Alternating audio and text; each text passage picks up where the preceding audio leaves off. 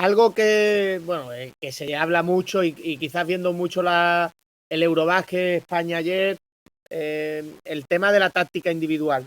Para ti, ¿la táctica individual es solo la toma de decisiones o la táctica individual se tiene que integrar siempre dentro de un contexto colectivo?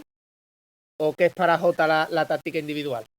Sí, en este sentido, mira, es algo sobre lo que he tratado de reflexionar mucho, ¿no? En los últimos años. De hecho, en algún clinic he hablado de ello, ¿no? Para mí, o sea, evidentemente la táctica individual es la toma de decisiones a nivel individual, ¿no? A nivel respecto a mi par, es lo que yo entiendo como lo que es la táctica individual, ¿no? ¿Qué es lo que ocurre? Que yo no voy a negar que hay un componente de táctica individual en algunas situaciones muy concretas, pero lo que me he dado cuenta, sobre todo a la hora de entrenar, ¿no? Es dónde me fijo yo cuando juego uno para tomar decisiones, si ataco a la izquierda o ataco a la derecha, ¿no? O si ataco por un lado, ataco de una manera o ataco de otra, ¿no? En esa toma de decisiones, cuando juego uno para uno, normalmente me fijo en el individuo que tengo delante y no me fijo en nada más. De hecho, me pone en una situación de uno contra uno, con lo cual tengo todo el espacio para poder jugar lo que quiera, ¿no? ¿Qué es lo que ocurre? Que en el juego real, mayormente, no te voy a decir que el 100% de las veces, pero en un porcentaje muy alto la táctica individual está condicionado por la táctica colectiva. Y no hablo de sistemas, hablo de por cómo están colocados en ese momento mis compañeros y sus pares, ¿vale? En el campo. Es decir, se dan muchas situaciones donde un jugador a lo mejor toma la decisión desde el punto de vista de uno para uno de atacar hacia su derecha, que está condicionada porque esa derecha está ocupada. Sí. Entonces, digamos, o sea, no te voy a contestar a la pregunta, pero voy a intentar hacer una reflexión, ¿no? Creo que el orden es el contrario.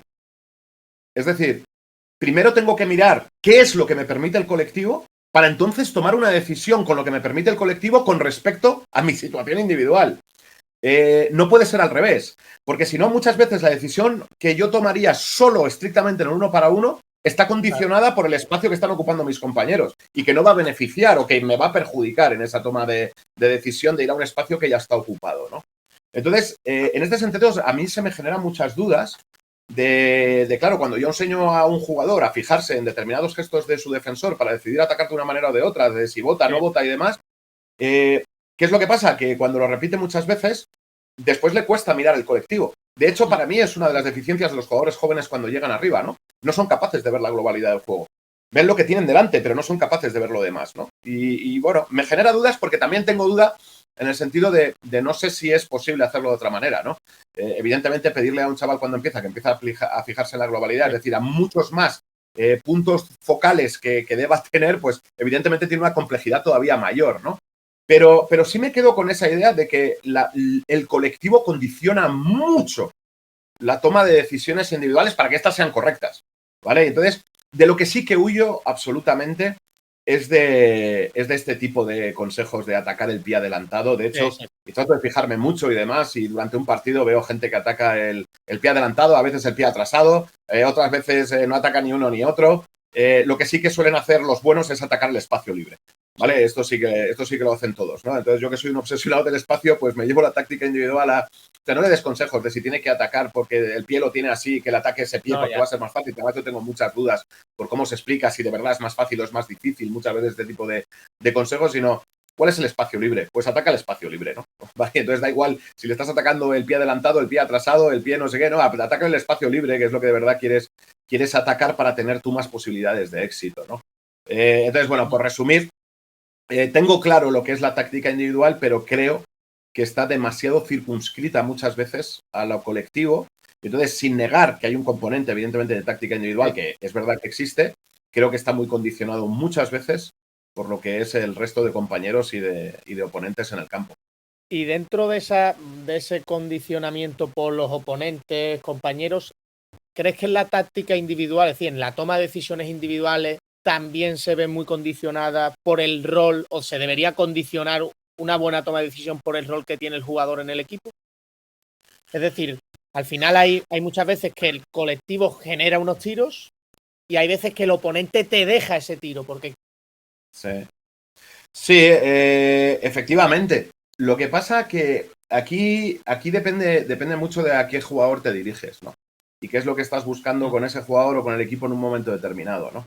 Si yo quiero ayudar a un jugador a crecer, a lo mejor no debo prohibirlo de determinadas cosas, ¿no? Yo suelo decir que a mí me cuesta mucho prohibir, aunque prohíbo alguna cosa, ¿vale? Cuando prohíbo es porque ya me he llevado yo al límite, porque no me gusta prohibir, pero sí que evidentemente lo que hago es favorecer lo que yo quiero que ocurra en el campo, ¿no? Sí. Es decir, imagínate, si creo que alguien no tiene un buen porcentaje de 3 y no quiero que tire de 3, no le prohíbo tirar de 3, pero le trato de incentivar que tome otras decisiones que no sean el tiro de 3, ¿no? ¿Vale? ¿Por qué? Porque si le prohíbo tirar de 3, entonces nunca evolucionará en el tiro de 3, ni siquiera un poquito, lo tiene prohibido, ¿no? Mientras que si le incentivo que haga otras cosas y de vez en cuando se tire un triple, bueno, pues tiene esa ventanita abierta, ¿no? A que, bueno, pues por aquí algún tiro me puedo tirar y a lo mejor si empieza a meter, él tiene un poco más de confianza en mí, entonces me permite tirar más tiros de los que me correspondería. Pero como bien dices, en un equipo y sobre todo cuando lo que tratas es de competir, ¿no? La mezcla de dejar determinadas libertades con el rendimiento del equipo, lo que tú has llamado roles, pues a veces choca. Entonces yo trato de encontrar el equilibrio entre lo que es la efectividad y dejar margen de crecimiento a todos los jugadores, porque puede ser, generalmente es al joven, pero todos los jugadores tienen margen de crecimiento, ¿no? Entonces me gusta dejarles que sigan con ese margen de crecimiento, salvo alguna situación, que siempre hay excepciones, ¿no, Gabo? Que en algún momento me ha ocurrido en este último equipo en Estudiantes. Hacía mucho tiempo que no le prohibía a un jugador hacer algo y sin decir ni a quién ni qué, ¿vale? Pero en este último Estudiantes yo he prohibido a un jugador hacer determinadas cosas porque las hacía en exceso y porcentualmente no nos daba nada, ¿vale? Entonces llegó un momento donde me senté con él y le dije, mira, no me gusta, pero no quiero que vuelvas a insistir por aquí. Dentro de un tiempo, pues a lo mejor volvemos a hablar y te permito, pero ahora mismo prefiero que no intentes este tipo de acciones y que te limites o que te dirijas a otras donde sí creo que el equipo se siente cómodo contigo y tú aportas efectividad al equipo, ¿no? ¿Vale? Pero ya te digo que son casos extremos. Siempre me gusta dejar cierto margen de crecimiento, ¿no? En el jugador, porque si no, además, el jugador a veces reconozco que se llega a desmotivar. ¿Vale? Si le prohíbo hacer algo que le gusta porque todavía no es efectivo, si él no ve la posibilidad de mejorar y de salir por ahí, se frustra, y cuando se frustra, entonces no rinde en nada.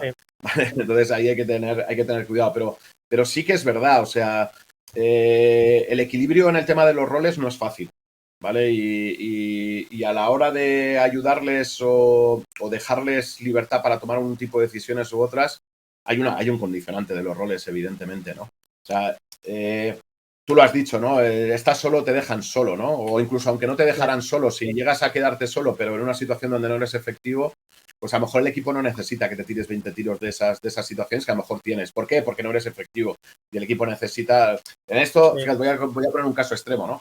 Si yo tengo a Michael Jordan que metiendo con oposición mete un 50% de sus tiros y tengo a Pepito Pérez que tirando sin oposición solo mete el 5%, pues a lo mejor prefiero que Michael Jordan tire con oposición a que Pepito Pérez tire sin oposición, ¿no? Pues es un tema de efectividad, ¿no? Entonces, dices, ¿le prohíbo que tire sin oposición? No, pero le digo, oye, no te tires 20, ¿vale? Tírate un par de ellas y si metes, pues oye, sigues intentándolo. Si no metes, pues oye, hay otra gente en el equipo que mete en otras circunstancias. A lo mejor hay que llegar a esas circunstancias para anotar, ¿no? El equilibrio no es fácil, no es nada fácil, ¿vale? Y sobre todo eso, en el establecimiento de esos roles que no siempre todo el mundo acepta de buen grado.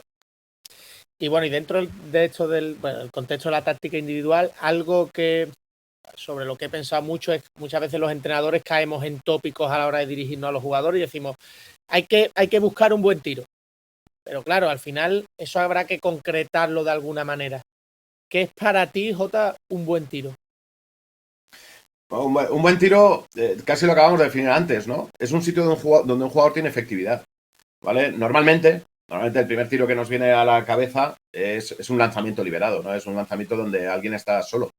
Pero además no solo debe estar solo, o con tiempo suficiente para que la defensa no le perturbe, ¿no? Sino que además tiene que ser efectivo desde la distancia desde la que está tirando solo, ¿no? O sea, si yo de 5 metros meto todo, pero a 5 metros casi nunca me encuentro solo, y a 7,25 no tengo buenos porcentajes, pero ahí me encuentro siempre solo, pues a lo mejor no es un buen tiro que tú tires solo de 7,25, ¿no? Me voy a ir a un extremo, me gustan mucho los extremos para... Stephen Curry ya tira de 9 y 10 metros, ¿no? Y además lo hace, digamos que con naturalidad, es decir, no son excepciones, sino que lo busca, ¿vale? Bueno, pues a lo mejor que J tire de esos 9 metros, aunque esté solo, no es lo idóneo. ¿Por qué? Porque yo no tengo el porcentaje de Stephen Curry, ¿vale? Y probablemente desde esa distancia habrá muchos tiros que ni toquen aro, ¿no? Entonces, lo que para un jugador es aceptable, no solo aceptable, es deseable, para otro puede ser contraproducente, ¿no?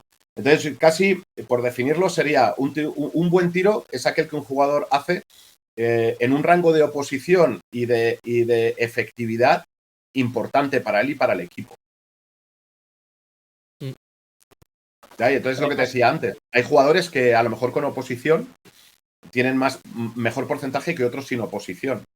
Entonces, a lo mejor un buen tiro para él es ir a buscar un contacto en una situación de penetración y estar contestado y demás y ser capaz de sacar faltas y canastas porque tiene esa habilidad, ¿no? Y otro a lo mejor tirando solo pues no tiene el mismo porcentaje, no cambia en función del jugador. Evidentemente, esto sí, pues en general, ¿qué buscamos los entrenadores? Tiros liberados, ¿vale? Porque normalmente son los de más efectividad, pero va a depender mucho del jugador o la jugadora.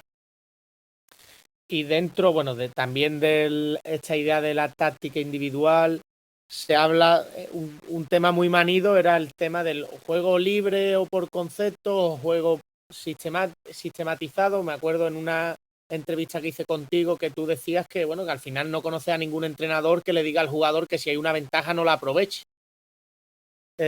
Sí, pero Sí, la historia es, yo aquí diferenciaría, ¿no? Entre los entrenadores que a veces empiezan y los entrenadores de élite, ¿no? Yo no conozco entrenadores de élite que eso, estén en medio de un sistema y que cuando un jugador encuentra una ventaja no le permita, ¿no? Que aproveche esa ventaja, ¿no? De hecho, los entrenadores de élite, salvo momentos muy puntuales donde por algo quieres llevar el balón a un sitio justo y en un tiempo justo y demás, casi intentamos convertir en peligroso cada movimiento del sistema. ¿Vale? No es a lo mejor el foco principal, yo lo suelo dividir, esto tú que has hecho mis cursos lo sabes, ¿no? Entre el foco principal y focos secundarios, ¿no? No siempre quiero llegar al foco principal. El foco principal es donde llegamos y todos los focos secundarios no has sabido o no has podido aprovecharlos, ¿no? Pero en el camino a llegar a ese foco principal se producen focos secundarios donde, por supuesto, intento que mis jugadores sean agresivos. ¿Para qué? Para que la defensa tenga que preocuparse de todos esos movimientos previos cuando tú has sido agresivo y le has metido canasta para llegar todavía con más ventaja cuando sean capaces de parar esos focos previos al foco principal que es al que quieres llegar con tu sistema, ¿no? Entonces, recuerdo que hablando con Pepu Hernández hace ya muchos años, ¿vale? Yo dirigía la formación, él era el entrenador del primer equipo en estudiantes. Tuvimos una conversación donde él me decía, Jota, si tú das libertad absoluta a los jugadores para que hagan lo que quieran, ¿qué van a hacer? Claro, yo no entendía muy bien la pregunta, ¿no? Me la contestó él. Me dice, lo que dominan. Lo que dominan. Entonces, si solo hacen lo que dominan, se convierte en algo muy cerrado. Es decir, tú intentando dar libertad se convierte en algo muy cerrado. Y ahora te voy a poner un ejemplo, además, de los últimos años de profesional, ¿no? Por contra, si tú haces un sistema donde en cada movimiento del sistema les estás permitiendo obtener ventajas o intentar obtener ventajas, algo que parece muy cerrado se convierte en algo muy libre. Es decir, no siempre lo sistematizado es cerrado y no siempre lo libre es abierto. ¿Vale? Depende cómo se trate. Depende cómo lo trate el entrenador y cómo lo perciban los jugadores, para que sea algo cerrado o algo más liberado. Y no el concepto de si estamos jugando por conceptos o estamos jugando sistematizados lo que lo convierte cerrado o abierto. ¿Vale? Entonces, en este sentido, recuerdo, yo siempre empiezo calentando con temas de spacing, porque es algo que me gusta y que me preocupa. Entonces, claro, cuando lo haces en contracero, por ejemplo, llegas en una transición, pones el balón en la línea de fondo, en las esquinas, por ejemplo, y pides que de vez en cuando penetren, ¿no? Si tú no dices nada, da la casualidad que siempre penetran por el fondo. Y no me preguntes por qué. Entonces, de repente, tú dices, si tú lo dejas, ellos tienen libertad. Tú lo único que le has pedido es penetra. Y además se lo pides oye, ir dándole variedad, ¿no? Estamos contra cero, ir haciendo cosas distintas, ¿no? El balón llega y cuando ves que llega a la esquina y siempre lo sacan para atrás, de vez en cuando dice, oye, vamos a buscar alguna penetración desde la esquina, porque en los partidos va a ocurrir que vais a recibir y vais a querer penetrar alguna vez. Vale, pues si no dices nada más, inexorablemente el 99% de las penetraciones son por el fondo. Y si tú lo dejas, siempre penetran por el fondo. Entonces, cuando de repente quieres variedad, ya no solo de qué hacen cuando reciban, sino de que cuando penetren, que lo hagan a veces al centro, lo hagan al fondo, tienes que exigirlo. Tienes que decir, oye, que quiero que penetréis también al centro. Ah, vale, entonces penetramos al centro, ¿no? Vale, pues sí, pero ir variándolo vosotros, ir decidiendo vosotros, sí. Que no sea yo quien os diga ahora al centro, ahora al fondo. Entonces es muy curioso porque tenemos tendencia a repetir siempre determinadas situaciones cuando nos dan libertad de hacer lo que queremos en el campo, ¿no? ¿Vale? Entonces esto me hace pensar mucho en el juego. Tú das libertad, pero el jugador no la toma. El jugador se ciñe a esa libertad, a hacer aquello que él cree que le es más útil, ¿no? ¿Vale? Entonces, es lo que te digo. Entonces se acaba convirtiendo en algo, alguien que me viese desde fuera diría, uy, tiene la norma de que penetren por el fondo. No, yo no tengo la norma de que penetren por el fondo. Yo tengo la norma de que penetren por cualquiera de los dos cuando obtienen una ventaja, ¿no? ¿Vale? Pero visto desde fuera, pues, oye, yo igual la estadística siempre penetran por fondo. Pues, ostras, pues parece cerrado. No, pero porque al final yo creo que lo que hablabas antes de la eficiencia, el jugador también busca esa eficiencia y la busca en lo que él domina. O él cree que es eficiente haciendo lo que él domina. Pues, lo decía hace poco hablando con un entrenador de fútbol, él decía que lo más eficiente era la calle, que los niños saben que tienen que elegir al bueno. Al primero que elegían eran al bueno. Al final... Claro, pues entonces fíjate qué es lo que ocurre, porque estoy totalmente de acuerdo con lo que estás diciendo, ¿no? Ese concepto que decía, que me comentó Pepu, ¿no? Si tú das libertad, el jugador va a acabar haciendo aquello que domina o que cree que domina, ¿vale? Aquello que tiene la percepción con lo que más rinde. No necesariamente tiene que dominarlo, ¿no? Porque a lo mejor está en un estadio donde no domina nada de nada, ¿no? ¿Vale? Pero en esa situación de qué es lo que dominas, fíjate. Entonces dices, claro, entonces el ideal es que jueguen libre, ya, pero siempre van a hacer lo mismo. Entonces de repente dices, oye, para que hagan lo contrario, a lo mejor tengo que sistematizarlo. Por ejemplo, si tú quieres, lo he contado muchas veces, ¿no? Si tú quieres que un equipo empiece a meter balones dentro y cuando les das libertad para meter balones dentro, no meten balones dentro porque meter balones interiores tiene una dificultad en el pase que no se encuentra en la dificultad de los pases exteriores, a lo mejor tienes que meter un sistema donde sea obligatorio meter el balón dentro para que ellos aprendan a pasar dentro. Entonces, ¿lo sistematizado y cerrado es siempre antiformativo? No siempre. Depende del trato que tú le estás dando a aquello que cierras. ¿Me explico? ¿Vale? Pues si no, ante la dificultad de meter balones interiores, ¿vale? Con pérdidas de balones de más, pues renuncio a meter balones interiores. Prefiero jugar otras cosas porque me estás dando la libertad. Entonces, como tengo libertad, pues oye, lo que nos resulta difícil y que nos hace perder balones, no lo hacemos. No, bueno, pues sistematizarlo, decir, oye, pues es obligatorio que el balón ahora vaya dentro. ¿Vale? Vamos a jugar o con un pequeño movimiento o dentro del concepto obligatorio antes de acabar que el balón entre. ¿Vale? Dices, estás sistematizando, estás cerrando, estás dando una pauta de que tiene que ser así, sí o sí, ¿vale? Y sin embargo es muy formativo porque lo estás haciendo con el objetivo de formar a ese jugador. En los pases interiores es por lo que lo estás cerrando, porque de otra manera no los da. ¿Vale? Por eso digo que lo de sistematizar, liberar, este tipo de cosas, depende del trato que le des, va a tener una connotación o va a tener otra. Y cuando has hablado de foco principal y foco secundario, Jota, cuando el jugador en uno de esos focos secundarios entiende que hay una ventaja e intenta aprovecharla, pero no finaliza directamente, ¿restablece en el sistema algún otro foco principal o opciones finales de posesión? Sí, aquí hay situaciones donde seguro que en ese momento enlazamos con las normas de spacing y de juego por conceptos, ¿no? Entonces, si no se logra aprovechar la ventaja, se van a dar dos situaciones. Una, donde recuperar el movimiento es imposible y entonces tú sigues jugando a partir de ahí por conceptos o, según el tiempo que queda, el base puede en un momento dado recuperar el balón y mandar algo corto, ¿de acuerdo? También sistematizado, como puede ser un bloqueo central y demás, que lo pida porque lo tienes estipulado y demás. O puede ser que a veces tú no obtienes la ventaja, pero digamos que es fácil reengancharlo con los siguientes movimientos o alguno de los siguientes movimientos del sistema que has mandado, ¿no? En ese caso, yo trato de enseñar a los jugadores a reconocer que es reenganchable y reengancharse a él, ¿de acuerdo? Pero hay situaciones donde no es posible, donde la ruptura que has generado no te permite volver a los conceptos de lo que habías mandado para llegar a ese foco principal, ¿no? Bueno, pues a partir de ahí tú has intentado aprovechar una ventaja por lo que sea, no la hemos podido aprovechar y hay que seguir jugando. Lo que impera ahí son las normas de spacing, ¿vale? O de juego libre, como quieras llamarlo, que tengas en el equipo para poder seguir dando continuidad al juego sin necesidad de parar. Y algo a lo que le estoy dando muchas vueltas, desde que tuve la suerte de estar con Genaro Díaz, era el tema del juego por conceptos, que él hablaba de apellidos, de comunicar en ataque y demás. Para ti, Jota, ¿qué es el juego por conceptos? Simplemente entre comillas, que al final es lo más difícil, normas de spacing, timing, o un concepto puede ser que le llaméis al mano a mano bloqueo directo de alguna forma, o determinadas situaciones. Yo para mí es el spacing, son las normas de spacing, ¿no? Cómo reaccionamos a lo que quiere hacer el balón en cada momento, ¿no? Pero entiendo que cada entrenador le da su propia definición y su propia forma de jugar, ¿no? A mí no me... Sé que hay muchos entrenadores que lo hacen, ¿no? Que dan un nombre a algo principal, sí, y le dan como eso, apellidos a situaciones parciales dentro de ello, ¿no? En realidad, entonces, si le has dado un apellido, le has dado un nombre, lo has sistematizado. Pero claro, ¿qué pasa? Que yo no satanizo la sistematización, sí, entonces me da igual, ¿vale? Haz lo que creas, ¿no? Pero me hace gracia porque mucha gente dice, no, mira este entrenador que juega libre, y estos que lo satanizan, el tema de la sistematización, ¿no? Pero mira, este juega libre, qué bien, y de qué libre, si está mandando todo.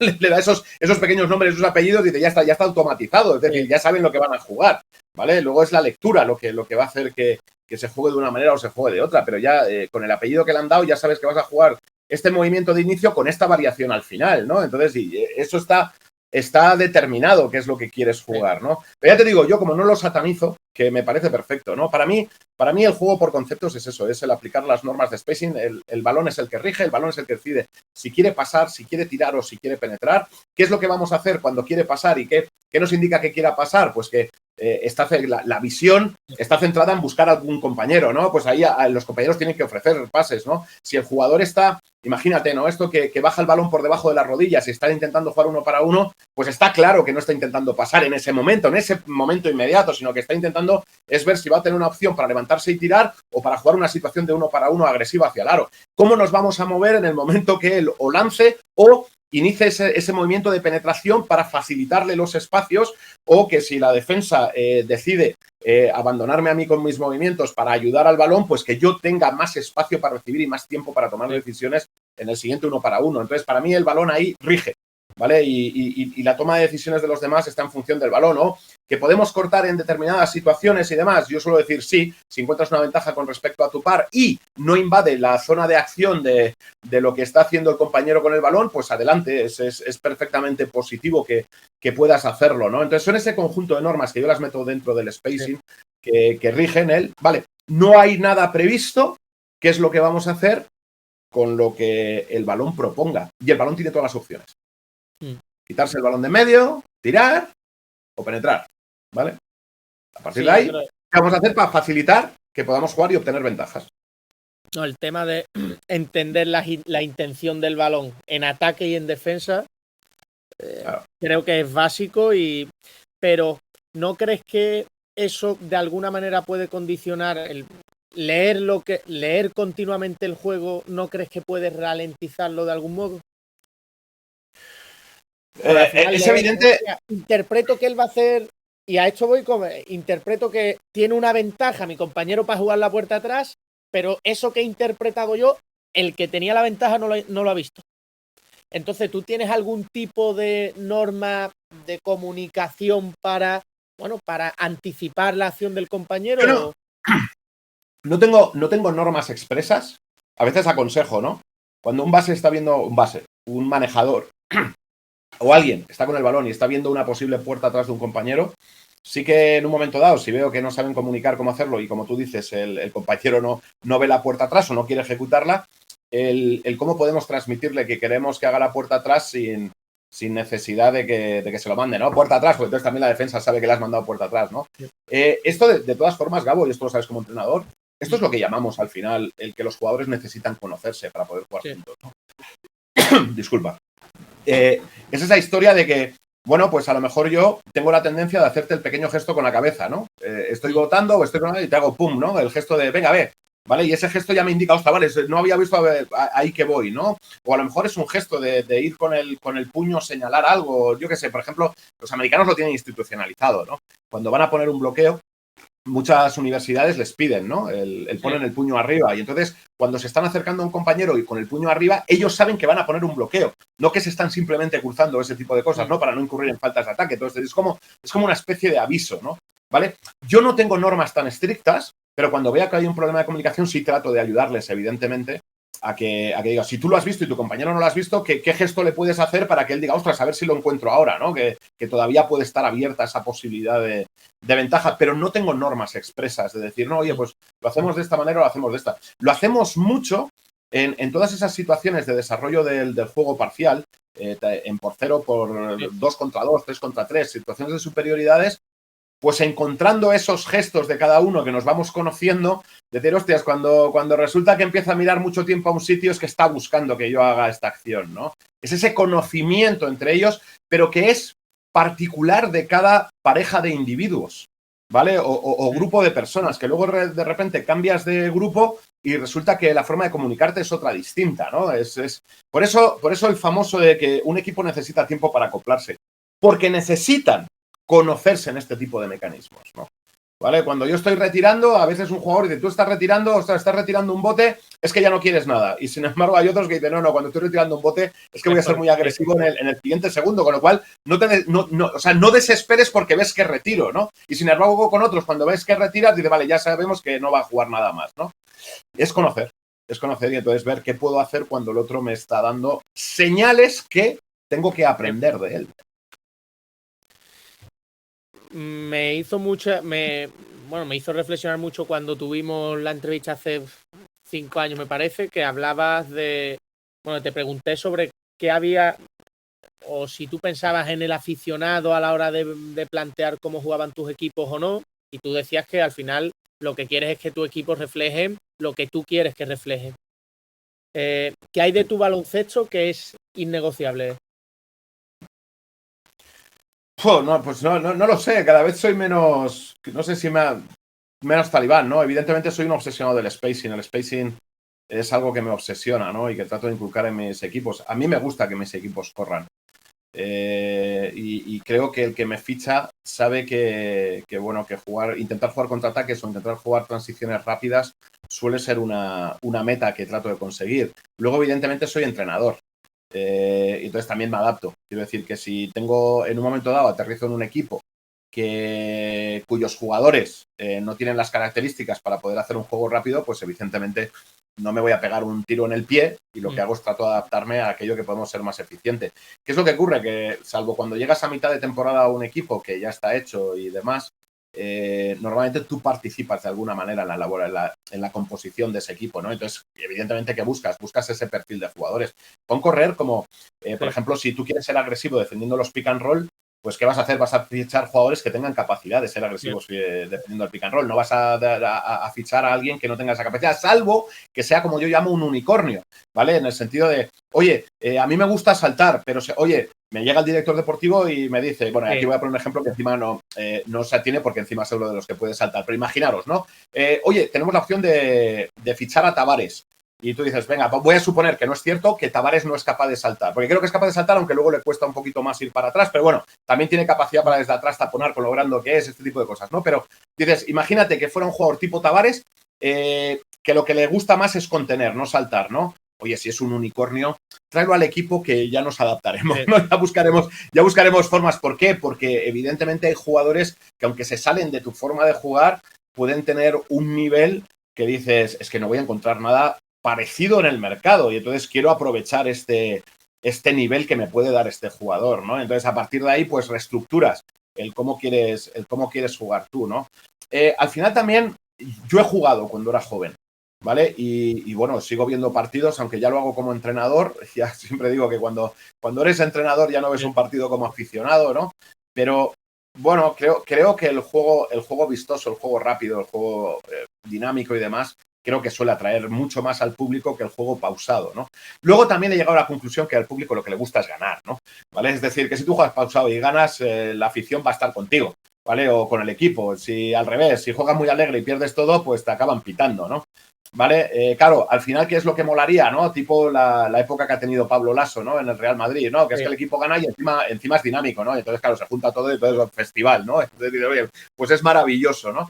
Pero sí que es verdad que en general al aficionado al baloncesto le suele gustar más el juego dinámico que el juego demasiado pausado y lento, ¿no?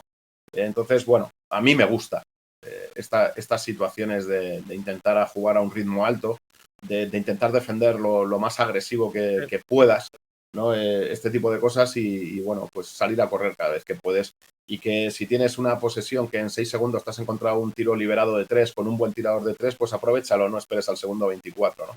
Hay otros entrenadores que piensan distinto y me parece fantástico, eso es lo que hace bonito al baloncesto, que no todos pensamos igual, pero para mí, pues eso, el hecho del spacing, de correr, de pensar, a mí me gusta que mis jugadores piensen, ¿vale? En las situaciones que se les abren y les trato de ayudar a ver las distintas opciones que tienen en cada situación, ¿no? No me gusta darles una única pauta y que se agarren a ella, ¿no? Me gusta más eso, el decir, en esta situación, ¿cuáles son las opciones, ¿no? Sé que hay entrenadores que son maestros de eso, ¿no? De cómo hacerlo, como Pedro Martínez con su Manresa ahora mismo, ¿no? En los últimos años y demás, como de situaciones muy sencillas son capaces de hacer lecturas muy variadas, ¿no? De lo que va ocurriendo en el campo y cómo sacan provecho, ¿no? Pues a mí me gustaría ser un entrenador así, ¿no? De ser capaz de tener esa capacidad de convertir lo sencillo en algo fácil. Es mi obsesión. Lo que pasa que tú bien lo sabes, Gabo, hacerlo sencillo fácil no es nada fácil. Sí. Y muchas veces intentar ir a lo sencillo te puede incluso hasta pervertirnos y se pierde esa... Sí, el ejemplo de Manresa es es decir, un espejo donde mirarnos porque hacen de lo sencillo, joder, imprevisible de forma continua. Pero en ese riesgo, es decir, porque al final el juego que tú propones, Jota, es juego muy dinámico, correr, pero eso al final tiene mucho riesgo. Y no tanto es decir, al final de que te anoten, de pérdida. ¿Cómo eres capaz tú de que el jugador integre, es decir, de este riesgo lo vamos a tomar? ¿Cómo Entrenando. lo integras a nivel de entrenamiento, con tu forma de dirigirte al jugador, etcétera? Entrenando, por ejemplo, en esto que te acabo de decir, ¿no? Imagínate que Johnny D, o sea, Johnny D porque ha sido uno de los últimos jugadores que he entrenado, que en los primeros entrenamientos juega una transición, se queda solo en la línea de 3 en el segundo 4 y decide no tirar porque es muy pronto. Pues ¿yo qué hago? ¿Por qué ha renunciado a ese tiro? No es que es muy pronto para acá. ¿Para qué? ¿Vamos a tener una opción mejor que esa dentro de 10 segundos, dentro de 14, dentro de 15? Pues no lo sabemos, pues tíralo. ¿Por qué? Porque tú eres bueno haciendo esto y entonces hemos encontrado ya una situación de ventaja. Oye, luego evidentemente hay situaciones de partido, ¿no? ¿Vale? Entonces esto también lo entendemos, ¿no? O sea, luego a lo mejor estás en los 2 últimos minutos que tienes 10 puntos de ventaja y a lo mejor pues dices, vale, pues ese mismo tiro sí quiero hacerlo en el segundo 20 para ir dejando correr el tiempo tal no sé qué en vez de ir arriesgando, ¿no? Pero en líneas generales, salvo esas circunstancias especiales y demás, pues sí, es por cómo entrenas. Entonces, tanto cuando le dices a alguien o le recriminas que se ha tirado un tiro que tú crees que está mal tirado, por la circunstancia que esté, porque estaba punteado, porque lo ha hecho de una determinada manera, que entonces le digo, oye, ¿por qué has tirado ese tiro? Y él te da una explicación y tú dices, pues yo no creo que sea una buena opción, ¿no? Entonces, lo que le estás metiendo en la cabeza es busca otras opciones. También lo haces a base de que cuando han dejado pasar algo, parar y decir, ¿por qué no has tirado? O sea, no sé si me explico, ¿no? Sí. Lo mismo que recriminas es, oye, ¿y esto por qué no lo has hecho? Ah, no, pues porque muchas veces porque, pues, no sé. Digo, no, pues si tú eres bueno en esto y lo has encontrado, a mí no me importa que sea pronto, ¿vale? Que me da igual, o sea, hazlo. Entonces, a base de repetírselo, el jugador entiende el mensaje, ¿no? Y entonces lo que hace es que se anima a hacer esas acciones que tú estás proponiendo y tiende a discriminar aquellas que le estás restringiendo, ¿vale? Es decir, lo que haces es jugar, yo por lo menos, yo lo que juego es potenciando las acciones que quiero potenciar y te digo, no prohibiendo, pero sí restringiendo aquellas que pues no me parecen tan efectivas o que creo que no se adaptan tan bien a la forma que queremos de jugar en el equipo en un momento determinado, ¿no? Es la proposición que haces en cada entreno. Hablando con un entrenador, él me decía que sí, que no sabemos si lo que viene después de esa primera ventaja es mejor, pero que a lo mejor puedes perder al equipo por permitir ese tiro. Y con eso voy a... es decir, cuando vas ganando, realmente el jugador no se cuestiona nada. y todo le gusta y su entrenador y a principio de temporada todos los jugadores dicen, hostia, qué forma más atractiva de jugar, pero cuando eso le lleva o cuando eso por talento del jugador, al final estamos sometidos al talento del jugador y habitualmente el equipo con poco talento es el equipo que pierde. Cuando eso no le conduce a ganar y pierde el entrenador un poco de credibilidad, ¿cómo tratas de reconducir un poco la situación en ese sentido? ¿Modificas la idea de, o sea, si tenemos esta ventaja vamos a aprovecharla o...? Bueno, más que por victorias o derrotas, yo voy a situaciones del propio juego, ¿no? O sea, si hemos tirado 4 tiros en 4 segundos, hemos fallado los 4, yo a veces, sabes que el baloncesto no es solo, ¿no? Una parcela, ¿no? El baloncesto son muchas. Entonces, a veces hablar es muy fácil y luego son muchos los aspectos que tienes en cuenta, ¿no? Por ejemplo, ¿qué puede estar ocurriendo? Puede estar ocurriendo que tú estés tirando en 4 segundos y el equipo rival te esté atacando en 24, ¿vale? Cuando eso ocurre, tú vas metiendo, pues a lo mejor no sufres mucho, que a lo mejor también con lo que voy a contar, ¿vale? Pero cuando empiezas a fallar, si el otro anota, sí que hay un sufrimiento que es tú, de cada 30 segundos, atacas 4 y defiendes 24 o los 20, sí. Bueno, no más de 24, bueno, pues 24 y 6, ¿no? Para hacerlo redondo, ¿no? Y claro, te estás cansando más que el rival. Y encima estás jugando en lo que menos te gusta, que al jugador lo que le gusta es atacar, no le gusta tanto defender, ¿no? ¿Vale? Entonces, claro, dice, no es que estés defendiendo un poco más, es que estás defendiendo 6 veces más de lo que atacas, ¿no? Y entonces, dices, bueno, pues a veces hay que jugar también con eso, ¿no? O sea, si un rival te está llevando a un ritmo donde ellos anotan y tú con tu ritmo rápido no, pues a veces hay que pensar también en el cansancio físico y el cansancio mental que supone que tú estás defendiendo 6 veces más de las que atacas, ¿no? En tiempo, me refiero, ¿no? Entonces es un compendio un poco de todo, ¿no? De ir buscando. Luego también a veces tu deseo es, salvo que sean bandejas, ¿no? Es que esos tiros de 3, digamos que tengan una buena opción de rebote. Cuando tiras en 4 segundos no siempre tienes buenas opciones de rebote. Cuando entran es maravilloso, cuando no. A mí no me preocupa al principio. Si de repente fallamos 4 seguidos sin opciones de rebote, pues a lo mejor es algo que empiezo a tener en cuenta, ¿no? Y a decir, oye, son tiros liberados, pero no estamos obteniendo opciones de rebote y no estamos metiendo, con lo cual hay que jugar un poco en equilibrio de, vale, es un buen tiro si además estás percibiendo que tienes un par de compañeros que ya están llegando a ese rebote de ataque, ¿no? Si son tiros donde todavía los otros 4 vienen por detrás, esto lo hemos vivido, pues tú dirás, joder, Jota, entonces ese es mal tiro. No, si lo metes la leche, ¿vale? Entonces yo lo dejo, sobre todo si eres un especialista, si es alguien que tiene una alta eficiencia en ese tipo de tiros, ¿no? Pero claro, si lleva 4 fallados y los otros 4 compañeros todavía no han llegado a cruzar medio campo, pues es cuando no voy a ser yo, van a ser sus compañeros. Le van a decir, chico, que tenemos que jugar un poquito más porque si no nosotros solo defendemos. Tú llegas, atacas en 2 segundos, pero los demás son... Hay un equilibrio entre todo, ¿no? No es solo el hecho de que tú quieras jugar rápido y demás, sino cómo se está adaptando el jugador a ese partido en concreto, ¿vale? Porque si lo que hace es que yo estoy acostumbrado a jugar lento y entonces yo no voy a correr. Bueno, entonces ya me encargaré yo en los entrenamientos o de que corra o de que esté pocos minutos en el campo, ¿no? Pero sí que va a haber veces que con todo el mundo dispuesto a correr, pues se dan las circunstancias de que eso, hay 4 tiros o 3 tiros seguidos de un mismo jugador cuando el resto del equipo todavía no ha cruzado medio campo, ¿no? Si los mete, pues lo que tú dices, el acierto lo tapa todo y nadie dice nada, pero si los falla, ¿vale? Los propios compañeros le van a decir, oye, que no estamos teniendo opciones de nada, ¿no? ¿Vale? Entonces, no está mal que a lo mejor que te los tires, pero si tenemos opciones de rebote, mejor. Que si no hemos llegado ninguno, ¿no? Nos estamos sacrificando mucho atrás y eso, no llegamos a cruzar medio campo y ya estamos volviendo otra vez para atrás, ¿no? Una vez vale, pero y si son muchas seguidas, ¿vale? Entonces, jugar rápido está bien, pero no confundamos jugar rápido con locura. Sí. ¿Vale? A mí me interesa el ritmo rápido dentro de unos parámetros, ¿vale? Y luego los partidos tienen momentos, ¿vale? Tanto cuando vienes de atrás como cuando estás liderando tú, ¿no? A veces rompes un partido que estás 8 arriba, lo rompes con 3 contraataques consecutivos porque eres capaz de irte a 16 puntos porque has sido capaz de correr y te oye muy bien.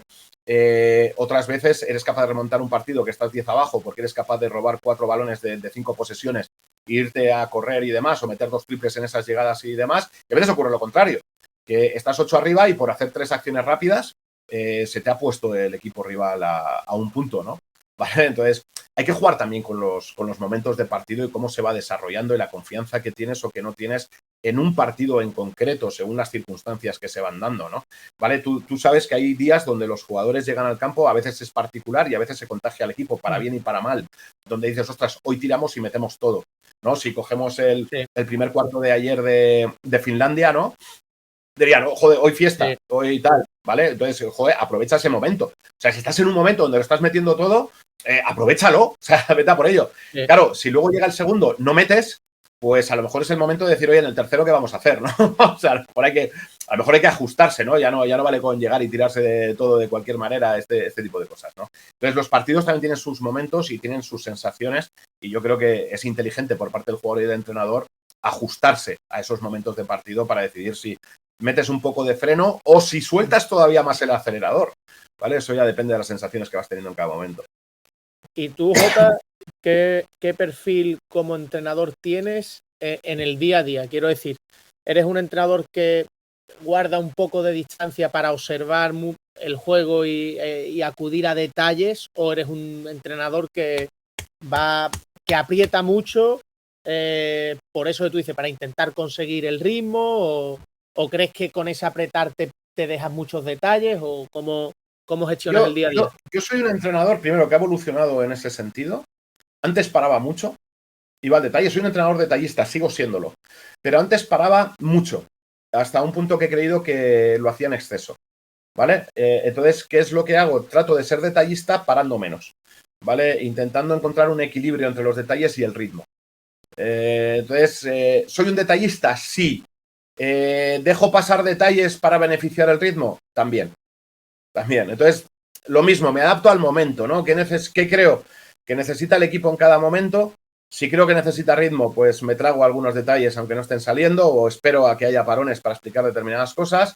Si creo que en ese momento es más importante el detalle que el ritmo, pues entonces puedo ser un entrenador que llegue a parar mucho. Pero ya te digo que en eso trato de encontrar un equilibrio entre el ritmo y el parar por detalles, porque antes, cuando empezaba, sí era de parar demasiado, ¿vale? Y alguien me hizo la observación de decir, tus equipos no acaban de coger ritmo, ¿no? Los detalles que cuentas son muy chulos, pero el equipo no acaba de meterse en un entrenamiento porque estás parando constantemente, ¿no? Sé que hay entrenadores de muy alto nivel que entrenan así y luego son capaces de jugar a un ritmo brutal. Yo no he sido capaz.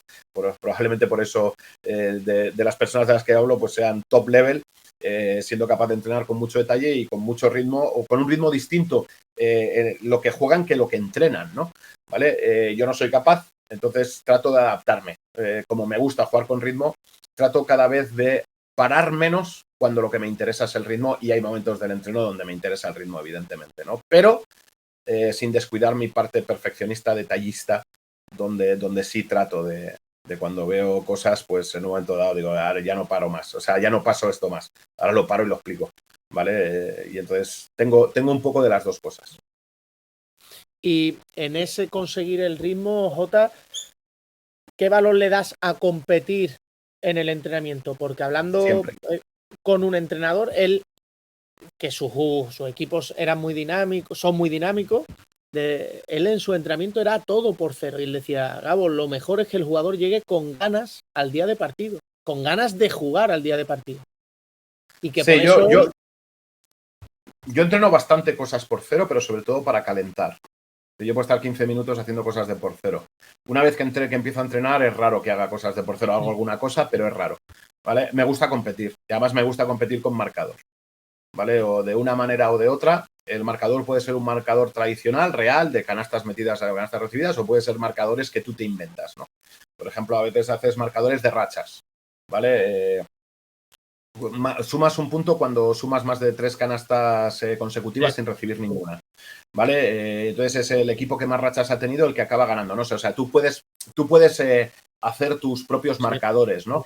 Pero me gusta cuando hacemos las cosas hacerlo con marcador. ¿Todo lo hago con marcador? No, todo no, pero me gusta que haya bastante componente competitivo. Incluso cuando hacemos tiro, ¿no?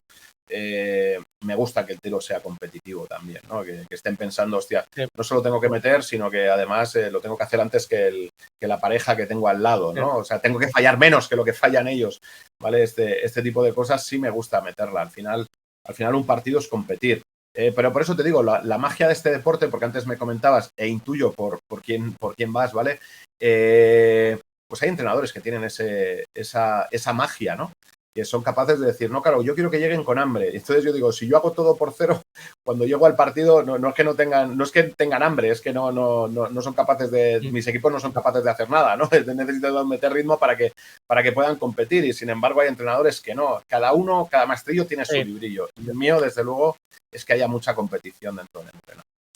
Y Jota, ¿cómo integras? Es decir, porque a mí es algo que mentalmente me cuesta mucho, pero el jugador supongo que lo necesita, pero luego a la hora de ejecutarlo, el nivel de detalle baja o el nivel de foco también, es al ir introduciendo cosas al playbook y demás, cosas nuevas, sistemas nuevos, es nuevo. ¿Qué valor le das al 5x0 en esas situaciones? Mucho. Ya te digo que el spacing lo trabajo, es parte de mi entreno siempre, ¿vale? Y entonces el spacing lo puedo trabajar desde situaciones parciales, imagínate, ¿no? Un 4 contra 0 o un 3 contra 0 saliendo de un pin down y desde ahí obligo a una penetración o a una devolución de balón y que jueguen, ¿no? O a veces lo hago desde sistemas. Muchas veces lo hago de sistemas porque así repaso sistemas, ¿no? ¿Vale? Entonces lo que hago es, les prohíbo tirar en lo que es el foco principal, y lo que hago es que juego algo de conceptos una vez que hemos llegado al foco principal. Imagínate que el foco principal es un pick and roll, ¿no? Central. Bueno, pues en el pick and roll no te la tires. Juega una penetración, si se la doblas al pivot, el pivot la tiene que doblar a alguien más. Y desde ahí jugar 2-3 pases más, ¿no? Como si... Entonces enlazas todo, ¿no? ¿Vale? Entonces yo tengo en todos mis entrenamientos, un apartado... Ya te digo, suelen ser unos 15 minutos o así, como poco, de estar en 5x0 recordando las cosas. Entre otras cosas, porque el volumen de movimientos que solemos tener en élite suele ser elevado. Entonces, si no lo trabajas, se olvida. ¿Vale? No trabajas todos los días. Lo vas haciendo por bloques, ¿no? ¿Vale? Pero es que si no lo trabajas, el jugador se olvida de aquello que... Esto es muy sencillo de entender. Si yo he metido algo en enero y hasta febrero no vuelvo a repetirlo, cuando llega a febrero, pues lo tienes que recordar al jugador, ¿no? Si lo vas haciendo, pues 1 cada 3 días, el jugador va viendo el sistema otra vez, pues evidentemente se le va quedando, se va impregnando de ello, ¿no? Si encima eres como yo y lo que te gusta es que encuentren distintas situaciones dentro de un mismo sistema, lo que te decía, oye, en el tránsito hay zonas de tránsito donde no vais a obtener una ventaja, salvo que el equipo contrario cometa un error muy grande, pero hay otras donde ellos van a tener que leer y vosotros podéis leer, ¿no? ¿Vale? En ese tránsito. Entonces, en esas situaciones, oye, ¿qué puntos de intentar sacar ventaja podemos ir encontrando dentro del movimiento, ¿no? Y eso es parte del entreno del 5x0, ¿no? Oye, aquí vas a tener una opción, ¿no? Imagínate un corte Iverson, ¿no? Que lo quieres simplemente para meter el balón interior mientras hay un cross pick. Bueno, pues un corte Iverson, mientras hay un cross pick en línea de fondo, si te están persiguiendo hay una situación que puede beneficiar la penetración, ¿no? Bueno, pues aunque el sistema sea para meter el balón interior, lee, porque a lo mejor te encuentras a todo el mundo de espaldas mientras tú les estás metiendo una bandeja, ¿no?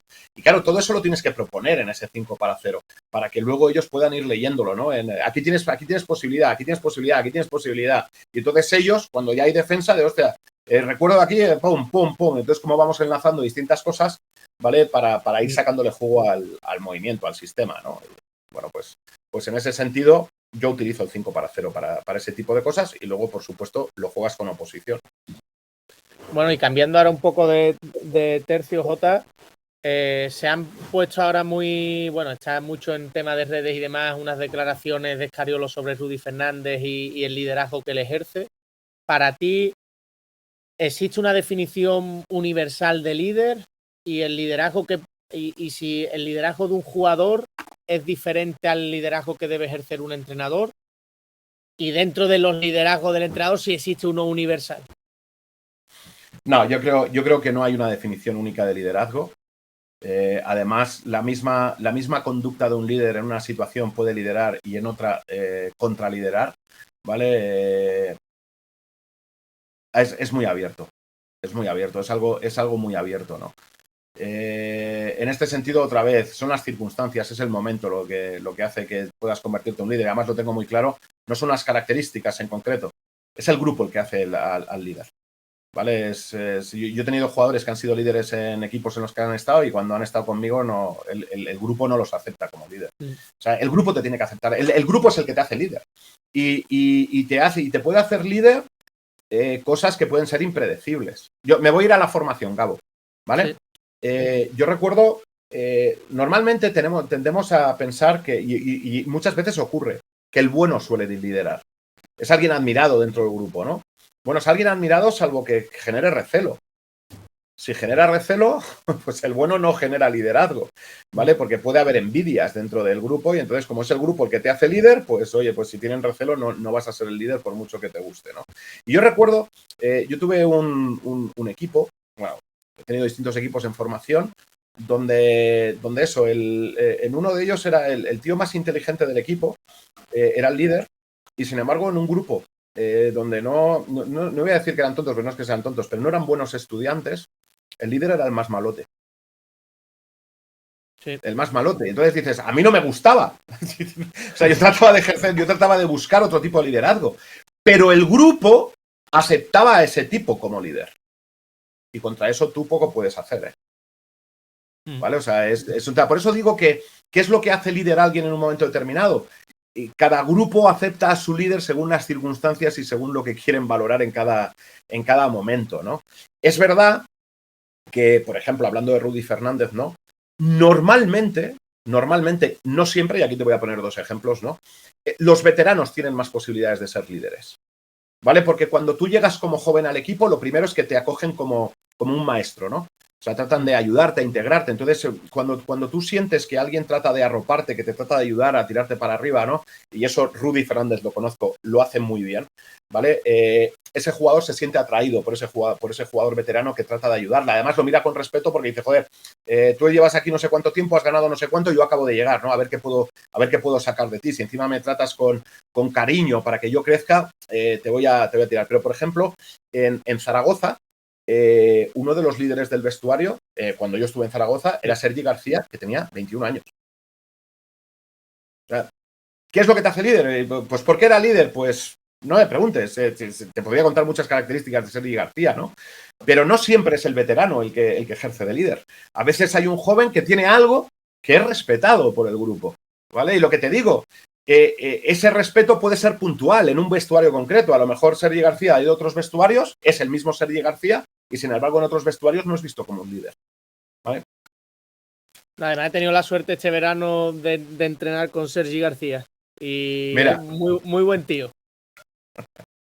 Sí, he estado yo ahora retransmitiendo, coincidí con él en Lugo, que he retransmitido, comentado el partido que jugaron de pretemporada con Bilbao. Y bueno, es esto, ¿no? O jugadores, ¿no? Que son líderes en la selección y que en sus equipos a lo mejor no lo son tanto, ¿no? O al revés, que en sus equipos son muy líderes y luego en la selección. Es lo que te digo, es el grupo, es el momento, es la circunstancia. Normalmente, pues hay una serie de características que pueden hacer que haya más probabilidad de que alguien de verdad sea líder, pero a veces incluso alguien se convierte en líder con aspectos negativos, ¿vale? Porque el grupo, pues le mola esa situación, ¿no? Entonces, piensa, joder, las bandas callejeras de jóvenes, ¿no? ¿Vale? Si tú lo ves desde fuera, dices, pero tú cómo te puedes juntar con estos gamberros, ¿no? Dices, ya, pues a lo mejor la necesidad de estar integrado socialmente en el barrio hace que yo me integre. ¿Y quién me lidera? Me lidera alguien con quien a lo mejor en otro entorno intentaría evitar relacionarme. No lo sé. Y, Jota, ¿en qué crees? Y no sé si esto también depende mucho del grupo o del propio jugador. ¿En qué crees que no podemos fallar al jugador? ¿En qué creo que no podemos fallar al jugador? Lo primero, en dedicación. En dedicación, cuando el jugador te pide ayuda o te pide, sea el tipo que sea, ¿no? Siempre y cuando esté dentro de tus posibilidades, ¿no? Pero por supuesto todo lo que tiene que ver con la cancha, si él te pide ir a tirar, si te pide este tipo de cosas, no sé si tú o tus ayudantes o alguien del equipo, pero ahí no puedes fallar, ahí tienes que estar. Si un jugador quiere entrenar, tú tienes que ayudarle, salvo que haya una limitación de que alguien le haya recomendado descanso y él todavía quiera seguir haciendo cosas, ¿no? Ya sabes, además tú que eres licenciado y demás, sabes que el descanso es parte del entreno, ¿no? Y a veces hay jugadores que se obsesionan con entrenar y no es bueno para su salud física, para su fisiología, ¿no? Pero salvo casos muy extremos, si un jugador te pide algo extra, te pide, aunque sea información, tú tienes que estar dispuesto a dársela, ¿no? A trabajar para dársela, ¿no? Es decir, tu dedicación, creo que lo mismo que tú le exiges a él dedicación, tu dedicación para él o para ellos o para ellas tiene que ser innegociable, ¿no? Tú tienes que estar a su disposición para poder hacerlo, tú o alguien del cuerpo técnico, porque aquí te lo digo muy claro. Yo todo el tema de desarrollo de jugadores a nivel individual lo tengo delegado en mis ayudantes. Yo algunas veces me meto a hacer cosas, ¿no? ¿Vale? Pero son mis ayudantes. Entonces, cuando alguien viene, lo primero que trato es que sean mis ayudantes quienes hagan ese trabajo, ¿vale? Si no puede ser, pues a lo mejor me ofrezco yo. Pero que el jugador sienta que cuando requiere de la atención de los entrenadores, aquí más que de entrenador vamos a hablar del cuerpo técnico, el cuerpo técnico le dé esa atención, sea en la persona que sea, ¿de acuerdo? La otra creo que no le puedes fallar en mentirle, no le puedes mentir. O sea, tú a lo mejor la verdad puede ser muy dura para él. Y no hace falta, en esto, no hace falta cometer sincericidio, ¿vale? Esto lo aprendí hace años, ¿no? Aprendí que todo lo que salga de tu boca sea verdad. Y no hace falta que cuentes todo. Si eso va a ser un sincericidio o va a hacer un daño gratuito a alguien, ¿no? Pero no le cuentes una mentira. Porque yo creo que la traición a través de las mentiras, creo que es algo que además te deja fuera de juego. Es decir, yo creo que pasa en las relaciones humanas, ¿no? Cuando alguien te ha mentido, es difícil que vuelvas a confiar en él. ¿Vale? Es como, buah, ya, pues a saber, pues me ha dicho esto, pero vete tú a saber. Y basta una vez que te mientan con algo importante como para que... Entonces, yo suelo decir eso, ¿no? Que lo que salga de tu boca hacia el jugador sea una verdad, que nunca te puedan pillar en un renuncio, ¿no? Y a veces es mejor ocultar algo que decir una mentira, ¿vale? Yo, por supuesto, en cosas de promesas y demás, yo hace muchos años ya, ¿no? Me dicen, ¿cuánto voy a jugar? Y digo, yo no tengo ni idea cuánto vas a jugar. Y dice, ya veremos, según lo que te ganes en los entrenos y en los partidos, ¿no? Yo no sé, o sea, yo no prometo minutos a alguien. ¿Por qué? Porque cuando prometo tengo que cumplir. Y entonces, si yo te he prometido que vas a jugar 30 minutos, esto me ocurre mucho en los fichajes, ¿no? Cuando vas a fichar a alguien te preguntan, dice, bueno, ¿y cuánto voy a jugar? Es una pregunta que sé que la hacen todos, pero que me desarma, ¿no? Siempre digo, mira, si te estoy yendo a buscar, es porque creo que puedes jugar en este equipo. Pero ahora, garantías. Es que yo puedo pensar ahora que estás en un nivel superior a alguien en tu puesto, que a lo mejor ya está o que tiene que venir por fichar, pero si a lo largo de la temporada ese jugador lo hace mejor que tú, le voy a poner más que tú. O sea, no le mientas, ¿no? O sea, no le vendas una moto que luego te vas a tener que comer. Yo prefiero ir con la verdad por delante y en un momento dado perder un fichaje, o si no es a nivel fichajes, en otro nivel, comerme un marrón yo de un disgusto de un jugador, joder, es que yo pensaba que tal, que el hecho de mentirle y que entonces el marrón se lo coma cuando descubra que le has contado una mentira, ¿no? ¿Vale? En ese sentido yo creo que eso es innegociable con el jugador. Debe ser honesto, ¿vale? Y con aquellos jugadores, Jota, que por ejemplo se presupone, porque al final, aunque no prometas, sí que los jugadores tampoco son tontos a la hora de entender qué rol pueden tener. Cuando se produce un cambio de roles por, no sé, un jugador que debía ser protagonista y se lesiona, y el equipo, hostia, pues se ha conjuntado de una manera, y ya el rol, una vez que se recupera de la lesión, no es el mismo. ¿Sueles tener una conversación con el jugador o no? Sí, trato, si hay un cambio de rol, o sea, imagínate, ¿no? Yo he hablado con alguien al principio de temporada porque creo que tiene que hacer X labor, ¿vale? Si de repente hay una lesión grave y cambia, lo que hago es sentarme con él y decir, oye, entenderás que con esta lesión las circunstancias cambian y en estas nuevas circunstancias necesito esto de ti, ¿no? ¿Vale? Pero otra vez, ¿qué hago? Voy con la verdad por delante. No sé cuál va a ser su reacción. A lo mejor le gusta lo que le digo, a lo mejor no le gusta. Lo mismo, si de repente ese jugador adquiere un rol y cuando vuelve el jugador lesionado tiene que volver al anterior, lo que hago es que me siento con él y le digo, oye, mira, ahora que vuelve él, pues yo lo voy a intentar ir integrando en lo que era, porque tal, no sé qué, y entonces a lo mejor eso es a costa tuya, ¿no? De los minutos que ahora has tenido porque él no estaba.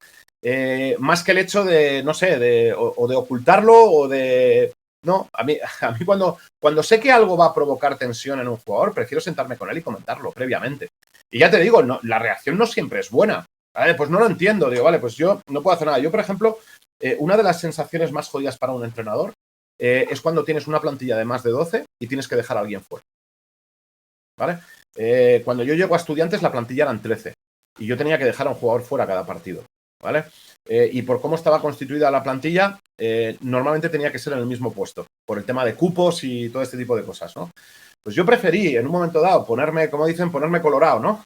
¿Vale? Sentarme con un jugador y decirle claramente que, en principio, por lo que yo veía y por cómo entrenaban y por las circunstancias del equipo y demás, él iba a ser el descartado, pero decirle, yo no estoy descontento con cómo entrenas, pero creo que hay jugadores que son mejores que tú y que tal no sé qué, y ir de cara, y me duele en el alma dejar a alguien que no entrena fuera, y se lo dices, porque es verdad que me duele en el alma hacerlo, pero tengo que hacerlo, no tengo la varita mágica de poder hacer que vayáis los 13. Si pudierais ir los 13, os metería los 13 en acta, pero no puedo, ¿no? Entonces ir con la verdad por delante, ¿vale? Y a lo mejor ese jugador revienta y te pide ser traspasado, ¿vale? Vale, pues tienes que aceptarlo, y a lo mejor cuando te pides ser traspasado le tienes que decir que no, porque no entra dentro de las posibilidades del club o no quieres que sea así. Pero es que él sepa constantemente qué es lo que tú piensas. Y vuelvo a insistir, muchas veces no vas a conseguir que él empatice contigo, ¿vale? Pero por lo menos vas a tener la tranquilidad de que tú no le has engañado, que le has dicho, mira, esto es lo que hay o lo que pienso ahora. La situación puede cambiar, claro, nosotros seguimos entrenando. Si hay un momento donde veo que tú puedes dar más cosas al equipo de lo que pueden dar otros, pues evidentemente lo que haré será cambiar de opinión. Pero no será bajo tu percepción, será bajo la nuestra, la del cuerpo técnico, ¿vale? Porque evidentemente todo jugador piensa que puede jugar antes que el que tiene al lado, ¿vale? Entonces, claro, es como lo percibimos nosotros, ¿no? Entonces, en ese sentido, yo siempre prefiero ir de cara. Eso sí, también te lo he dicho antes, no siempre tienes que contar todo lo que piensas. Si hay algo que no te han preguntado, no te han pedido y crees que contarlo va a hacer daño gratuito, no lo cuentes. Quédatelo para ti, ¿vale? No sé si me explico, ¿no? Esto yo tenía un amigo, porque además fue a partir de ahí que le di muchas vueltas, ¿no? Porque además yo soy mucho de eso, ¿no? Yo es que voy muy de cara. Yo soy muy de ir muy de cara en general. Pero hubo un amigo un día que me hizo ver, es que ir de cara no siempre es bueno. Entonces yo le pregunté, ¿cómo que no? Y me dice, no, si yo no te he preguntado que cómo creo que me ves, ¿vale? Sí. Si tú piensas que soy un gilipollas, yo no necesito que me digas que soy un gilipollas. Pues no te he preguntado, no quiero saber tu opinión sobre cómo soy. Y que me digas que tú piensas que soy gilipollas, me hace daño. Entonces, si te lo hubieses quedado para ti, es mejor. Tampoco necesito, que es lo que te decía antes, que me digas que soy un tío fantástico. Porque no lo piensas, ¿vale? Entonces, ¿entiendes lo que digo, no? Entonces es cuando entendí esa diferencia entre ser sincero y cometer sincericidio, ¿vale? Tienes que ser sincero, que lo que salga de tu boca sea real. Pero, joder, si vas a hacer daño gratuito, no hace falta que lo hagas, ¿vale? A veces el silencio es mejor que decir algo que hace daño, ¿no? Bueno, Jota, y dentro de esa sinceridad, el alto rendimiento parece que muchas veces está dentro de su propia burbuja, donde donde muchas veces no se permite ni decir lo que se piensa, ni meterse en según qué temas por la repercusión que puede tener. A ti, Jota, ¿qué es lo que más te impactó del paso de formación a la élite? Pero fíjate, creo que son dos cosas distintas. Porque si lo enfoco por donde has planteado, lo de, joder, no decir todo lo que pienso, no vaya a ser que me hace daño, yo creo que eso es igual, abajo que arriba. Sí. Es decir, si yo tengo temor de decir cosas por la repercusión que tiene que tener, yo creo que no hay diferencia entre cuando estás entrenando en formación, ¿vale? Hostia, no voy a decir esto, no vaya a ser que el jefe de cantera se enfade y no me vaya a dar el equipo que pensaba darme el año que viene, ¿no? O que vaya a ver... Yo creo que ese temor lo tienes, estés donde estés, ¿vale? La diferencia entre arriba y abajo, la que yo vivo, sí. Es que el baloncesto que yo vivía en formación, el mío, el de mi formación, ¿vale? Que no tiene por qué ser aplicado a todas las personas. Y el que yo me encuentro arriba son dos mundos separados por un abismo de conocimiento. Pero por un abismo, ¿vale? Pero digo que a lo mejor fue una historia solo mía, ¿vale? O sea, yo me encuentro que yo creía que estaba muy preparado cuando llego arriba, y cuando llego arriba, sobre todo cuando echo la mirada retrospectiva después de haber estado 4 años en ACB, 2 años con Pepu y 2 años con Ettore Messina, ¿no? Digo, no tenía ni idea, pero ni idea. Y con esta vuelta al calcetín baloncestístico que me han dado estos dos, más luego todo lo que vino después, ¿no? Que sigues aprendiendo, es como, ¿cómo pudo alguien pensar en que yo podía ser ayudante aquí, ¿no? O sea, te planteas eso, ¿no? Es un mundo distinto en cuanto a conocimiento, ¿vale? Y esto lo relaciono, ¿no? Pues probablemente con cuando un jugador joven, en general, siempre hay excepciones, ¿no? Llega a senior, ¿no? ¿Vale? Llega con unas condiciones que, comparadas con los de su edad, son muy buenas, pero claro, cuando los comparas con los que llevan ya muchos años, pues dices, o sea, pues dice, va a necesitar todavía un periodo, ¿no? De adaptarse aquí, ¿no? Pues creo que con un entrenador es exactamente lo mismo, ¿no? ¿Vale? Hay todo un mundo de conocimiento y ya te digo que en mi caso, y hace 30 años, a lo mejor esto ahora no existe, ¿vale? Ya ese periodo solo lo vives una vez, no lo vives varias, ¿no? Entonces, a lo mejor ahora los entrenadores de ahora estáis mucho más... Bueno, yo no tengo ninguna duda de esto, ¿no? Que el entrenador joven de hoy en día está mucho más preparado, por lo menos de lo que estaba yo, ¿vale? Entre otras cosas, no porque el acceso a la información per se ya te haga mejor, pero sí que es verdad que el entrenador joven, si se quiere formar ahora mismo, tiene un acceso a información que no teníamos en nuestra época, ¿vale? Entonces, aquí distinguir, el acceso a la información per se no te hace mejor entrenador, pero sí hace que tengas unos recursos, si de verdad te quieres meter a fondo, que antes nosotros no teníamos, ¿no? ¿Vale? Que lo tenías mucho más restringido. Entonces, además de que el conocimiento se ha ido compartiendo cada vez más, ¿no? Y este tipo de cosas. Entonces, yo sí creo que los jóvenes probablemente cuando llegan a ese punto están más preparados de lo que yo estaba cuando yo llegué a ese punto, ¿no? ¿Vale? Pero la diferencia de conocimiento, desde luego, la que yo viví, fue brutal. Brutal. Bueno, hasta el punto que yo ahora me digo, perdón, Gago, que ahora me digo a mí mismo, yo recuerdo algún consejo que le dije a algún jugador a nivel técnico-táctico que luego con el tiempo, digo, me debía mirar como un marciano. O sea, me iba a decir, pero este tío, ¿qué cojones me está contando, no?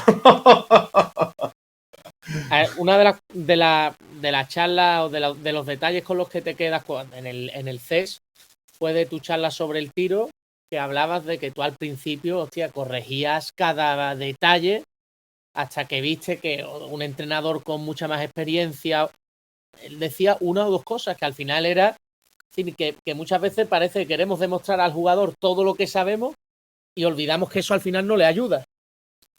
Y sí, y lo malo o lo bueno, ¿no? Lo bueno es conocerlo, ¿vale? Sí. Lo malo es que para tener ese nivel de observación y saber qué dos cosas decir, porque no se trata de decir, solo le digo dos cosas. No, se trata de saber qué dos cosas decirle.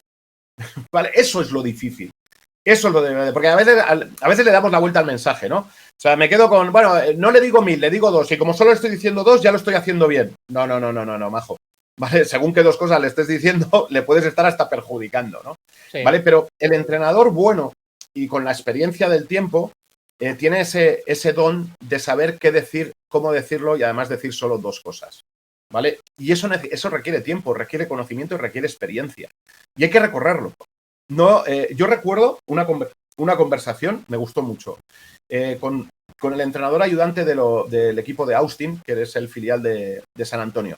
Me fui a verlos cuando estaba en San Antonio viendo a San Antonio tenía día libre y entonces dije, pues me voy a ver a los de Austin, ¿no?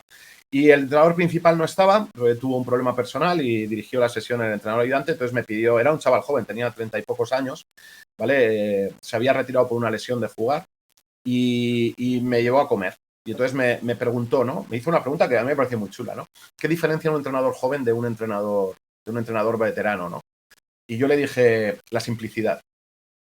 La simplicidad. Normalmente el entrenador veterano ha simplificado su baloncesto, ¿vale? Y entonces me preguntó, entonces si yo copio la simplicidad de un entrenador veterano, ¿seré mejor entrenador? Y le dije, no. Tú tienes que vivir tu complejidad y con el tiempo simplificarás. Y esa es la putada, que es que no te vale la simplicidad de otro. Tú tienes que pasar tu proceso. Y lo que sí, si eres buen entrenador, tu proceso te hará entender cómo simplificar tu baloncesto y tu forma de enseñar. Y será un proceso interno tuyo. ¿Que inputs externos te pueden ayudar? Seguro, ¿vale? Seguro que te pueden ayudar, pero no te resuelven el problema. Tú tienes que vivir tu propio proceso, ¿vale? Esto es como madurar. Tu padre te puede decir, o tu madre te puede decir 1000 cosas, tus abuelos, ¿no? Que te van a ayudar y te vas a quedar con ello en la cabeza, pero tienes que vivirlo. No vale solo con que te lo hayan contado. Tienes que vivir el proceso de la vida, ¿no? De ir pasando por las distintas etapas. Y entonces ahí es cuando te das cuenta, joder, mira, esto es lo que me decía mi abuelo, ¿no? Si no te lo han dicho, pues a lo mejor sufres reveses mientras lo estás viviendo, que si te lo han dicho, dices, hostias, ya me avisó mi abuelo de esto, voy a estar atento, ¿no? Pero tienes que vivirlo. Tienes que vivirlo, no hay otra forma de sobrepasarlo. Y al entrenador creo que le ocurre lo mismo, ¿no? Que tiene que vivir su propia complejidad, ¿vale? Para poco a poco ir simplificando su baloncesto, que es lo que le va a hacer más efectivo delante del jugador. ¿El J de ahora tiene menos ego que el J que empezó? ¿Y ese ego es lo que se relaciona con la simplicidad o no? Porque hablándolo mucho con Genaro, él decía que uno de los problemas del entrenador joven era el ego, que no era capaz de abandonar su ego, y eso le hacía que todo fuese mucho más complejo. Yo creo que tengo ego. Sí que es verdad que cada vez he entendido que siendo importante, porque soy un convencido, si no, que el entrenador es muy importante, que evidentemente no tienes que controlar todo. O sea, hay espacios que tienes que dejar al jugador que antes no le dejaba, ¿vale? Y poco a poco te vas dando cuenta que no te llevan a ningún buen sitio el hecho de querer controlarlo todo, ¿no? Entonces, en ese sentido, no te voy a decir que no tengo ego, pero sí que lo voy apartando un poco, ¿no? Voy entendiendo que el jugador, además, tengo muy claro una cosa, que a pesar de mi ego, que el protagonista de este juego es el jugador, eso lo tengo muy claro, ¿vale? No hay otra historia, ¿no? Pero sí, voy dejando hay parcelas, ¿no? Donde cada vez trato de intervenir menos o de formas más dulces, ¿no? De lo que lo hacía antes, ¿vale? Y bueno, aquí me encuentro mirando a compañeros, ¿no? Pues hay muchos estilos. Hay entrenadores que ya eran bastante sencillos cuando empezaban y lo siguen manteniendo, ¿vale? Y hay entrenadores que los veo evolucionar desde fuera, ¿no? Como su complejidad es muy clara desde fuera, cómo van simplificando cosas, ¿vale? Y se han convertido en más eficientes, ¿no? En determinadas situaciones. Entonces, ego tengo, pero también tengo claro que voy aceptando determinadas situaciones donde es mejor dar un paso al lado. Leyendo, ¿no? Recuerdo en el libro Canastas Sagradas de Phil Jackson, ¿no? Hay un pasaje, bueno, el libro está lleno de pasajes chulos, ¿no? Pero habla de una pelea ante, creo que recordar que era Bill Cartwright y no sé si era Scottie Pippen o no sé quién, que él iba a entrar como un elefante en la cacharrería en el vestuario porque se estaban atizando y que decidió quedarse fuera. Como diciendo, es algo que tienen que resolver ellos. Y que se resolvió para bien, ¿vale? Luego cuentan, pues se podía haber resuelto para mal. Dice, pero yo tenía claro que mi intervención en ese momento, entonces lo iba a torcer todo, ¿vale? Entonces, hostia, estas cosas te hacen pensar. Vale, incluso me hacen pensar ahora, porque digo, ¿cómo voy a permitir una pelea, no? Vale, bueno, pues a veces no siempre tu intervención es lo más positivo, ¿no? Y aquí no estoy diciendo que ahora todo entrenador que me oiga, oye, si hay dos se están pegando, déjalos que se peguen. No, valora, ¿vale? El conocimiento que tienes de tus jugadores, de hasta dónde crees que pueden llegar, o si es positivo o es negativo, no lo sé. O sea, esto es, entiéndeme, ¿no? No vayas a, oye, he dejado que dos niños se peguen porque escuché a Jota decir, ¿no? Que Phil Jackson se había quedado fuera en una... No, ostras, cuidado, ¿vale? No lo utilicemos. Pero entiendes por dónde voy, ¿no? Sí, esa sensación de Jackson de decir, yo quería entrar ahí e imponer mi orden, pero sabía que si yo imponía mi orden, ninguno de los dos bandos, los que se posicionaran a favor de uno o de otro, iba a estar conmigo, ¿vale? Sino que al revés, se iban a posicionar los dos en contra, ¿no? ¿Vale? Y entonces que al dejar que se resolviera de forma natural, el vestuario se unió y todo fue bueno, ¿no? Vale. En otra circunstancia a lo mejor todo va peor, no lo sabes. Y ya para acabar, Jota, y bueno, acudiendo a lo que tú decías del tema de la cantidad de información, de vídeos, de todo a lo que tenemos acceso ahora, y como decía Juan Malillo, los entrenadores están en paro pero no parados, y aunque suena perogrullo y te lo habrán preguntado mucho, ¿cómo sigues mejorando ahora como entrenador, Jota? ¿Acercándote a otros deportes o cómo? Acercándome a otros deportes ha sido algo que he hecho tradicionalmente, ¿no? Aunque no lo he hecho muy en profundidad, pero sí me gusta leer entrevistas, ¿no? Sé que tú eres aficionado a hacerlo con entrenadores de fútbol y demás, ¿vale? Con Marcelo Bielsa y demás, es un entrenador al que me gusta leer. Leo mucho comentarios que hace Pep Guardiola, ¿vale? Y yo no entiendo nada de fútbol, ¿eh? O sea, no me quedo con lo que habla de fútbol, me quedo con lo que habla del deporte, ¿no? Me puedo quedar con comentarios que puede hacer Carlo Ancelotti, ¿no? De cómo dirige al equipo, cómo cómo resuelve determinadas situaciones. Sí me gusta, todo este tipo de cosas me atraen. La mejora como entrenador viene en mi situación de la observación del propio juego. Es decir, trato de ver los partidos, no solo con el conocimiento que tengo, sino trato de seguir analizando, ¿no? ¿Qué está pasando? ¿Qué hay nuevo? ¿Cómo reacciona este entrenador a esto que acaba de ocurrir? ¿Qué respuestas están dando los distintos? Porque al final yo he descubierto que mi baloncesto es 100% copiado, ¿no? No es 100% copiado de la misma persona, pero es 100% copiado. Sí. Yo no recuerdo haber inventado algo, ¿no? ¿Vale? Entonces, en ese sentido, ¿qué es lo que hago? Veo algo que me gusta, incluso situaciones que no sabía cómo resolver, que he aprendido a resolverlas viendo a alguien resolverlas. Entonces digo, ostras, esto que acaba de hacer este entrenador o este equipo tiene mucho sentido. Y entonces me ha dado la idea que luego yo he implementado para tratar de parar una situación concreta o de resolver otra situación distinta, ¿no? Entonces, suelo aprender eso, intentando ver a compañeros, ¿no? Intentando ver ACB, Euroliga. A mí me gusta mucho Euroliga, ¿vale? Entonces trato de ver Euroliga. No es que me pase el día viendo partidos, tampoco es eso, ¿vale? Pero te coges 2, 3 partidos, los ves, los tratas de ver con eso, no simplemente verlos sin más, sino intentando decir, oye, ¿qué está pasando, ¿no? ¿Qué es lo que está viendo? ¿Qué cosas hay nuevas? ¿Qué es lo que...? Porque siempre hay tendencias distintas, ¿vale? Siempre en cada temporada hay algo que se impone o que alguna defensa nueva. Por ejemplo, hace 5 o 6 años se puso muy de moda el Next. Ahora ves muy poco Next. Sí. ¿Vale? Son como modas, ¿no? ¿Vale? Ahora, desde que se impuso el Spanish Pick and Roll, pues vas viendo distintas soluciones en el propio ataque al Spanish Pick and Roll, ¿no? Ahora ya hay muchos equipos que lo fintan, ¿no? Que lo slipean, ¿no? Sí, que ni siquiera lo llegan a poner. Sí, antes casi de tomar ya están saliendo. Todas estas cosas me llaman la atención, ¿no? De, ostras, mira, ¿qué consiguen con esto? ¿Qué no consiguen? ¿Qué es lo que complican, pero qué es lo que benefician, ¿no? ¿Para qué? Para ir sacando tus ideas de cuando tengas otra vez un equipo, pues ver si vas a seguir con las mismas o vas a implementar algo distinto o algo que ves que se repite constantemente y que no estás acostumbrado a trabajar, que digas, lo voy a tener que trabajar porque me lo voy a encontrar constantemente enfrente, ¿no? ¿Vale? Esa es la forma. Para entrenadores más jóvenes, pues eso, ver clinics, materiales. Lo que pasa que a veces es difícil, ¿no? Saber dónde ir y en qué focalizar, ¿no? Yo siempre he creído que tener lo que yo llamo un mentor, ¿vale? Es muy bueno y muchos entrenadores me preguntan, ¿no?